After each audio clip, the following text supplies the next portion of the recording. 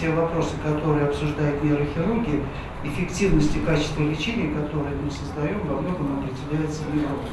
Конференция в этом году впервые объединила на одной площадке нейрохирургов и неврологов всего Северного Кавказа. Такой подход позволил расширить возможности для коммуникации специалистов двух смежных областей, чтобы оказывать лучшую медицинскую помощь населению. В центре внимания – действующие возможности для лечения пациентов в СКФО. Медицинское оборудование, которое поступает в стационар, оно соответствует всем самым высоким требованиям оказания помощи пациентам нейрохирургического профиля.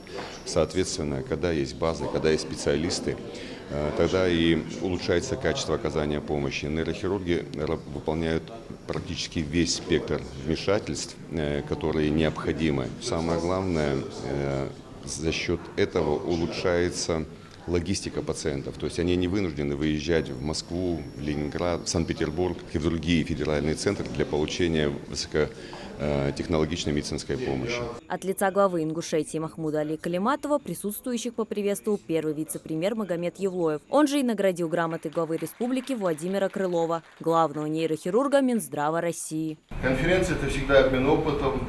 Я уверен, что ввиду того, что на нашей конференции присутствуют нейрохирурги не только нашего округа, но также почетные гости с Министерства здравоохранения Российской Федерации.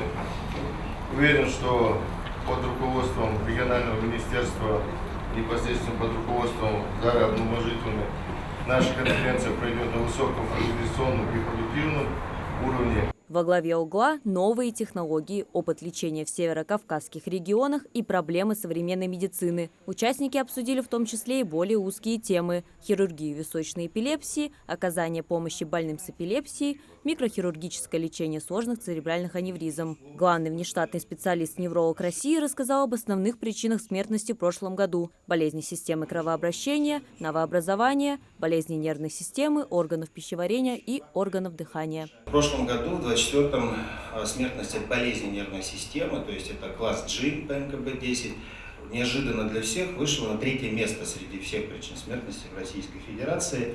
И, конечно, это заставило нас заняться этим вопросом более глубоко. Мы посмотрели, насколько изменилась смертность от болезни нервной системы в целом по Российской Федерации. Видим, что и в ряде регионов Северного Кавказа тоже были изменения в плюс по нарастанию. Современная медицина позволяет искать различные способы лечения того или иного недуга. Медики России и всего мира ищут новые методики диагностики и реабилитации. Те, кто работает в нейрохирургии, одной из самых сложнейших специальностей в медицине, знают, что успех лечения зависит не только от опыта врача, но и от постоянного обновления знаний и внедрения новых технологий. Нейрохирургия прошла путь от древних практик, например, трепанации, до достижений в XIX веке, включая анестезию и хирургические методы. Все это заложило основу для появления современной нейрохирургии.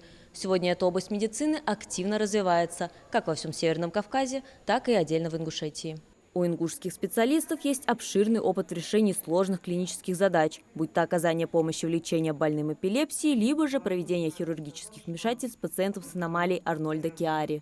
Высокопрофессиональную помощь жители Ингушетии могут получить, не выезжая за пределы региона, считает министр здравоохранения республики Зара Албакова. У нас своя база нейрохирургии, и наши доктора, и наше отделение. Оно действительно сильное, у нас очень грамотные врачи, проводят высокотехнологические оперативные вмешательства, помогают нашим пациентам. Подобные конференции позволяют обмениваться опытом с коллегами из других регионов, внедрять новые практики и повышать квалификацию медицинского персонала. Ведущие специалисты не только дают полезные рекомендации, но и указывают на проблемные места. Мария Макиева, Акрамат Дасхоев, Магаз 24.